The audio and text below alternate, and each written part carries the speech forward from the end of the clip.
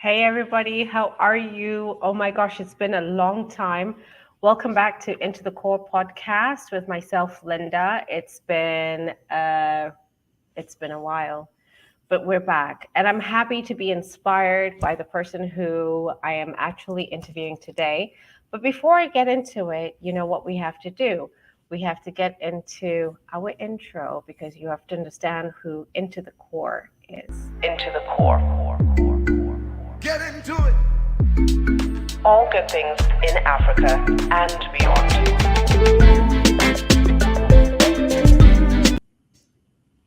Are we waiting? Has it been that much of a long time?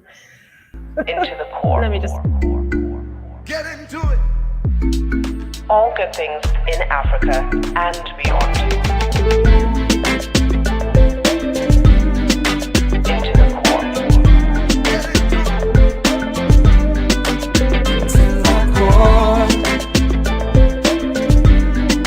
Into the core. Get into it.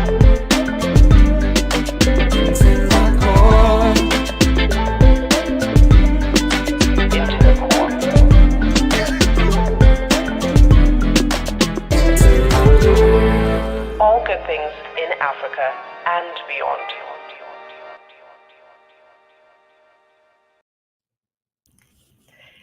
And we're back, and just highlighting that we are truly about all good things happening in Africa and beyond. And beyond does not mean that we do not highlight people and beyond. So it's just a pleasure for me to be here. I have to thank a sponsor, Revolution Coffee, that is based out of Nairobi, and they will be coming on board in the next couple of weeks. And I'm just excited that we are, part of their journey and part of their story. Also, a female-based entrepreneurship program. Look, I'm about male, female, all the great stuff, but hey, when we can highlight, we highlight. Let me introduce my guest today. Her name is Sarah Evans. I met her, it's been like about maybe 3 weeks. Maybe 3 weeks. Is it 3 weeks, Sarah? I think so, or 2 or 3, something like Yeah, that. 2, somewhere there. And you were so, I heard about your story, and I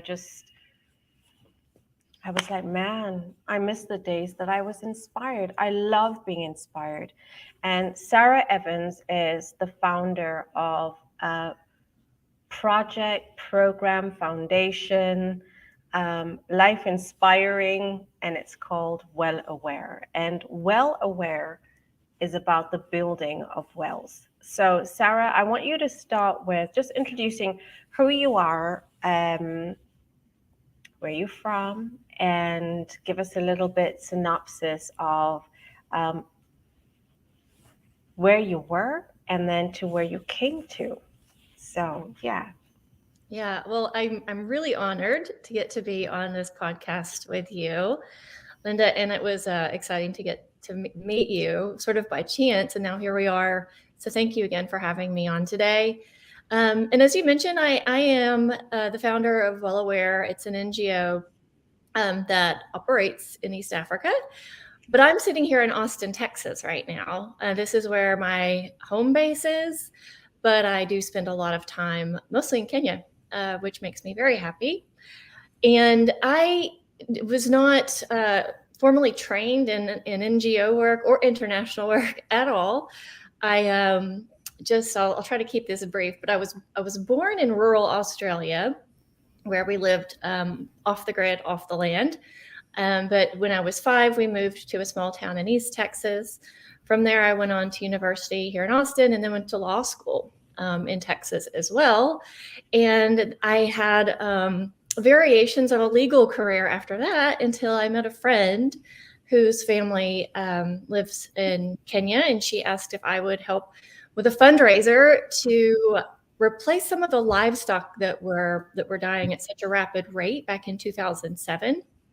It was a really bad drought in Kenya at that time. And so I decided, absolutely, I wanted to get involved and help with some of the legal back end work with receiving donations and raising funds. but I got very, very excited about the project because I started to learn more and more, which was really humbling for me. But I also realized that the reason the livestock were dying was because of this significant lack of water. And that lack of water was also devastating entire regions. So I convinced my small group of friends at the time that we should instead focus on the root cause of the issue and then raise funds instead for a clean water system. And I had no idea what I was doing, but it was quite a success, incidentally. And that really did change the trajectory and course of my life. And that's why I'm here with you today. And Oh, thank you. That was brilliant. Try something a little bit different because in Diani,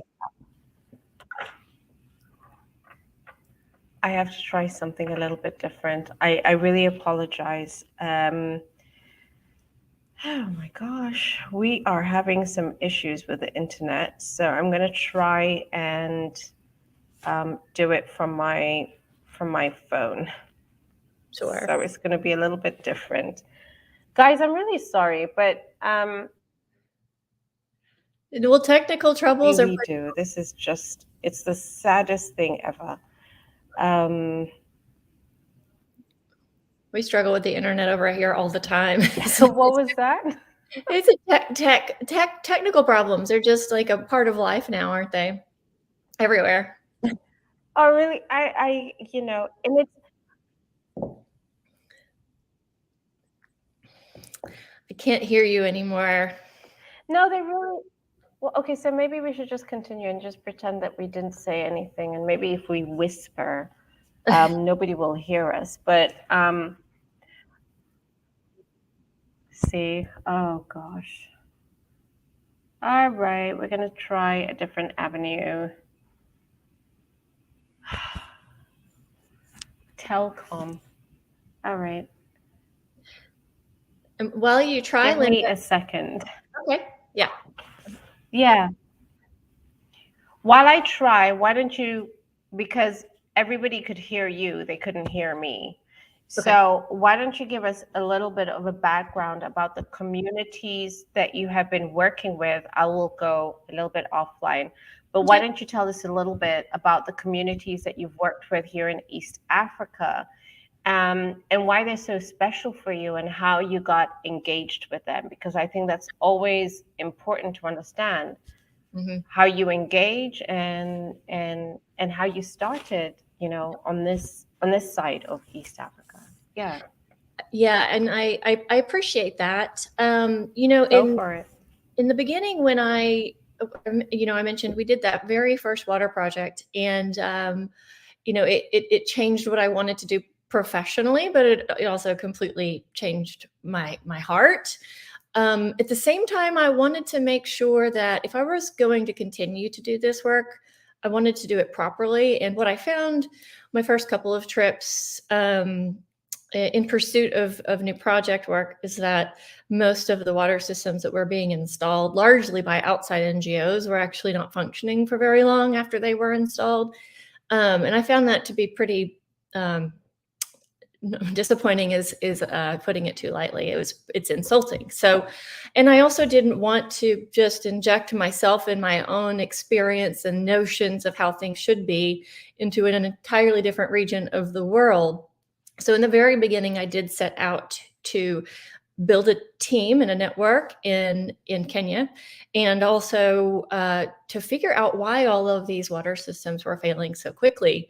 So very early on, I figured out, with the help of a lot of experts, I am not afraid to reach out for help. And I found out that the main reasons for this water system failure were a lack of technical oversight, and that is during the planning, implementation, and follow-up phases of these projects, as well as a true respect for communities and deference to communities. Because what I saw happening, and I still see happening, is that outside aid comes in and just tells communities that they've never set foot in before what they need.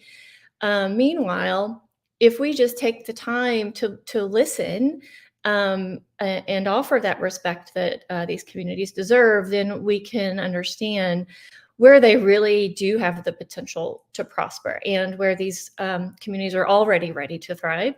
And then where my team comes in is plugging in only what these communities lack and what they have specifically asked for. And so that's why now I'm really proud of our organization. We do have a small team here in Texas, but most of our team is in East Africa, based in and around Nairobi, actually. And that is where we're going to continue to grow our team so that we can continue to work with this integrity and deference and respect for communities, because that will lead to the most successful project.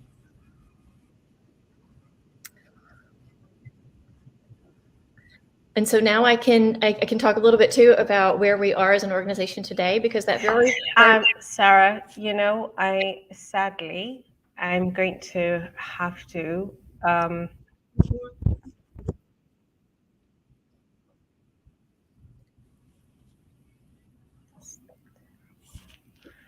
Sarah.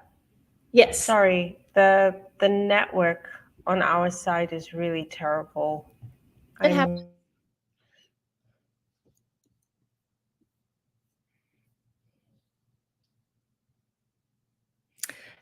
Well, if anybody out there can still hear me, I just want to thank you for listening. And I bet that I come back here with Linda another time. That's what I think. And it was nice to meet you today.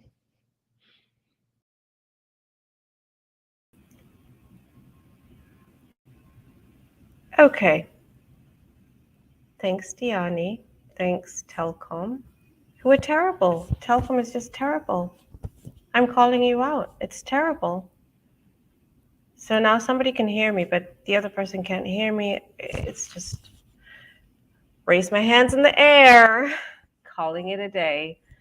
Again, I've tried to bring some really beautiful, brilliant people. I'll get back with Sarah Evans. I'll get back with Edgy Benson, and we will figure this out. Maybe I just need to fly out of Nairobi. Fly out to Nairobi where networks work. I don't know. So let's just let's look into it, and then I will get back to you in the next few. I'm really sorry. It just we do have a couple of issues with our networks out here, and especially when I'm doing my podcast, which is why I have been MIA since November. It is ridiculous, but I'm strong about the heart, and I hope you can hear me, and I will be back. Not giving up. Not for this long. I mean, like since November, I was just like, okay, we're going to try again in 2022. And here we are. And yeah, so let's look at what we could do and how we will do it. And I also got really pretty for you guys. Oh my gosh. Okay. Deuces, and I will speak to you guys later. I will get back with Sarah, and I'll get back with Edgy, and let's see what we can do. And I'm not deleting this from my feed. We must highlight Jackie Arkle. Can you please talk to the guys at Telcom, because I know people listen to you. Please, man. Okay, sending you love, light, good things in Africa and beyond, and let's highlight people. If you want people for me to highlight, you heard a bird speak a word, then let me know, as long as it's not politically incorrect. I don't do that. I just like great stories. I like to inspire people. So sending you love and light. Ciao, wow. Okay, we tried. That's all we could do is show up. All right, bye guys.